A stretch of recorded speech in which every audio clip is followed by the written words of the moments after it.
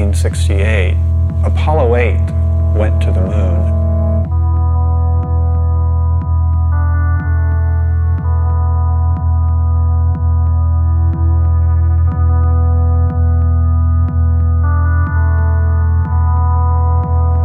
They didn't land, but they did circle the moon. And I was watching it on television, and at a certain point, one of the astronauts casually said, "We're going to turn the camera around and show you the Earth." And he did. And that was the first time I had ever seen the planet hanging in space like that. And it was profound. I think that for me, like for many other people, it was quite a shock. I don't think any of us had any expectations about how it would give us such a different perspective. I think the focus had been, we're going to the stars, we're going to the other planets, and suddenly we look back at ourselves and it seems to imply a new kind of self-awareness.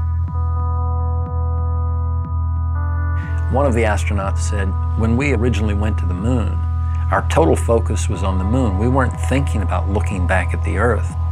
But now that we've done it, that may well have been the most important reason we went.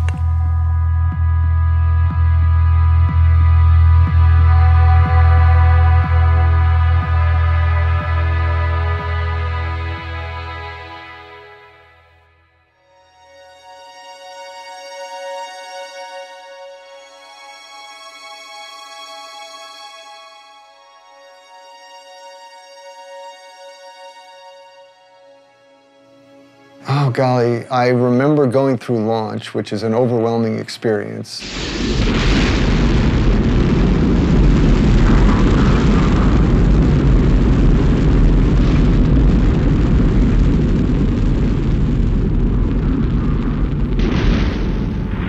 The engines cut off. I felt myself floating out of the seat. I floated over to the window, looked out, and we were coming up over the coast of Africa. And that's when it hit me. I'm in space. And, you know, I just got incredibly excited because it's something I had dreamed about since I was 6 years old. I think you start out with this idea of what it's going to be like. And then when you do finally look at the Earth for the first time, you're overwhelmed by how much more beautiful it really is when you see it for real. It's just like it's this dynamic, alive place that you see glowing all the time. It was truly incredible to be up there, doing what I always wanted to do my whole life, and then to kind of glance back at our planet and see that view was just tremendous. I can only describe what I've seen. You know, looking down at the Earth and you see that line that separates day into night slowly moving across the planet. Thunderstorms on the horizon casting these long shadows as the sun sets. And then watching the Earth come alive. And you see the lights from the cities and the towns. The events you see from space, like flying over thunderstorms, looking at them from the top, were spectacular. Like a fireworks show going on and you're looking at it from the very top. You know, shooting stars going below us or you know, dancing curtains of auroras. It's just very hard to describe all the, you know, the colors, the beauty, the motion.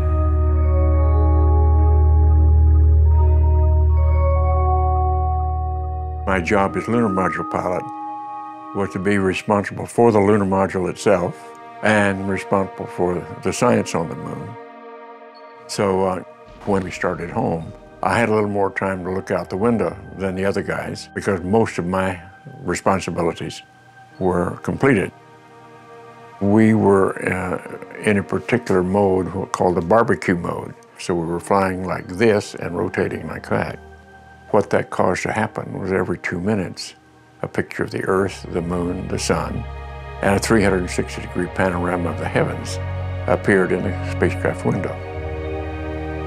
And I had studied astronomy and I had studied cosmology and fully understood that the molecules in my body and the molecules in my partner's bodies and in the spacecraft had been prototyped in some ancient generation of stars. In other words, it was pretty obvious from those descriptions we're stardust. Well, that was pretty awesome and powerful, particularly since I had a little more time at this point to be reflective and to think about it. Awe, I think, is one of those words that you have a better understanding of once you see it, too. I felt like, you know, using the word awesome was totally appropriate when it came to describing what the planet looks like.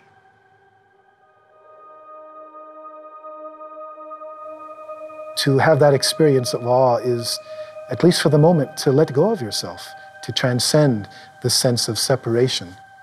So it's not just that they were experiencing something other than them, but that they were at some very deep level integrating, realizing their interconnectedness with that beautiful blue-green ball. And this is why the astronauts, particularly in the International Space Station, often say that much of their free time is filled with what they call Earth gazing, just staring out at the Earth.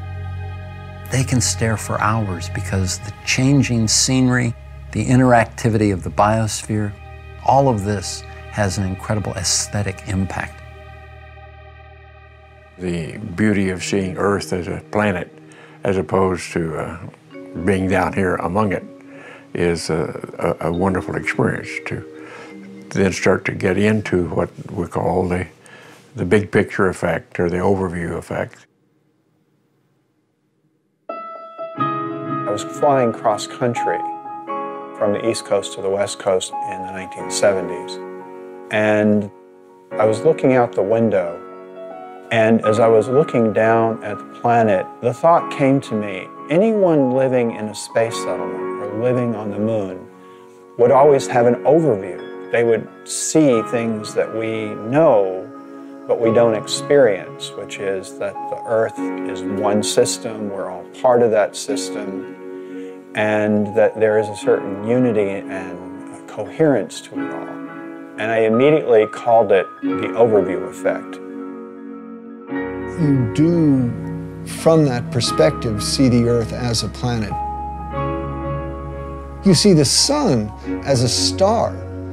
We see the sun in a blue sky, but up there you see the sun in a black sky. So yeah, you are seeing it from a cosmic perspective.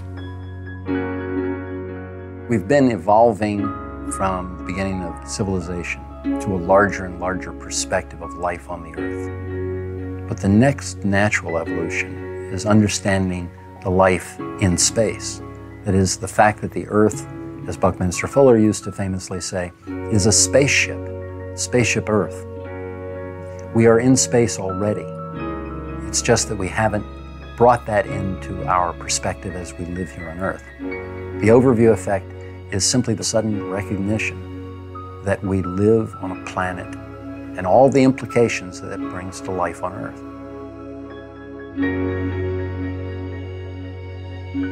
When we look down at the Earth from space, we see this amazing, indescribably beautiful planet.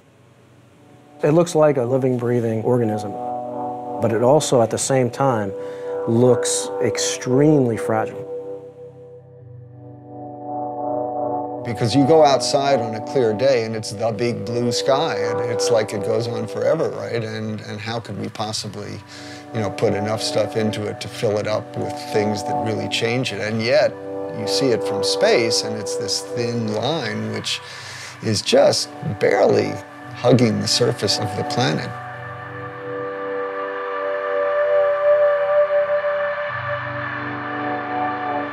Anybody else who's ever gone to space says the same thing, because it really is striking and it's really sobering to see this paper-thin layer and to realize that that little paper-thin layer is all that protects every living thing on Earth from death, basically, from the harshness of space.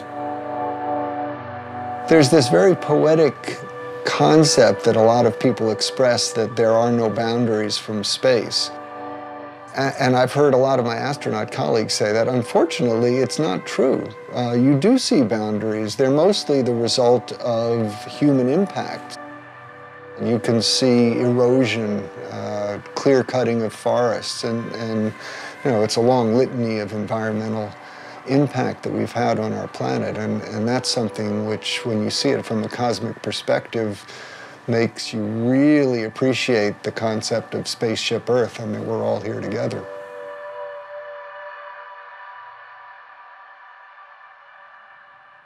After I came back and tried to understand what this experience was all about, I could find nothing in the science literature about it and nothing in the religious literature that I looked at. So I turned to the local university and asked them to help me with what I saw. And when they came back to me a few weeks later and said, well, in the ancient literature, we found a description called Salvakapa Samadhi. And they said that means that you see things as you see them with your eyes, but you experience them emotionally and viscerally as with ecstasy and a sense of total unity and oneness. And I said, well, that's exactly what the experience was. And so it's rather clear to me as I study this, it wasn't anything new, but was something that was very important to the way we humans were put together. Many of the great wisdom traditions of the earth have pointed to what we're calling the overview effect. That is to say, they have realized this unity, this oneness of all life on earth and of consciousness and awareness. Within the Western tradition, I think it's quite new and quite shocking because there's been much more of a sense of separation. But if you look at other non-Western cultures, especially in Asia, the emphasis on those has always been on realization that the self and the world are not separate from each other, but that they're really interconnected, that the individual self and the species as a whole is a manifestation of the larger whole. As you go into your mind in a contemplative way, the sense of the living reality of the planet becomes obvious. You become more in tune with the natural world. This is very akin to the direct perception that the astronauts have. So it's no wonder that many people have likened the overview effect to a spiritual or meditative experience, although it's not exactly that. It's a cognitive shift that very often can produce a kind of meditative experience.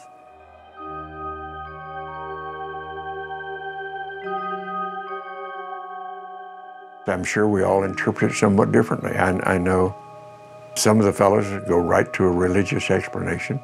I didn't. I went to more science explanation. And I think all that's wonderful.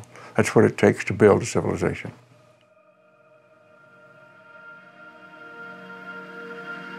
This view of the Earth from space, the whole Earth perspective, I think is the true symbol of this age. And I believe that what's going to happen is there's going to be a greater and greater interest in communicating this idea, because after all, it's key to our survival. We have to start acting as one species with one destiny. We are not going to survive if we don't do that. We're seeing very clearly that if the Earth becomes sick, then we become sick.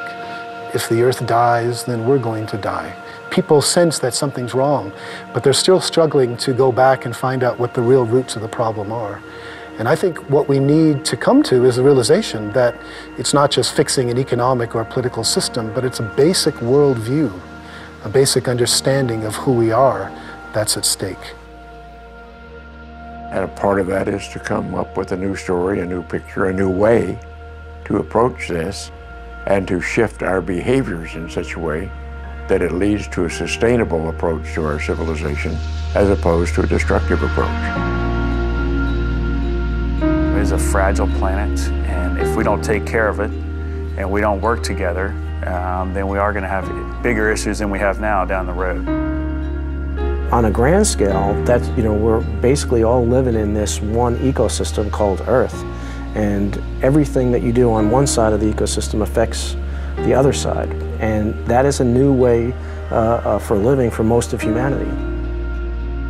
We humans are responsible for ourselves, and if we are endangering our future, then we've got to learn how to do it differently and to go forward into a sustainable period.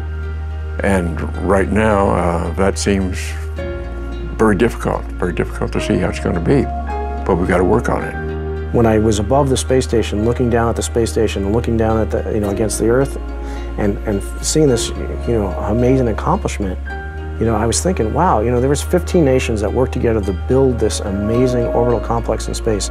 And if we can, take these 15 nations and do this amazing accomplishment, imagine what we can do by working together, by setting aside our differences for a common goal to overcome some of the challenges facing our planet.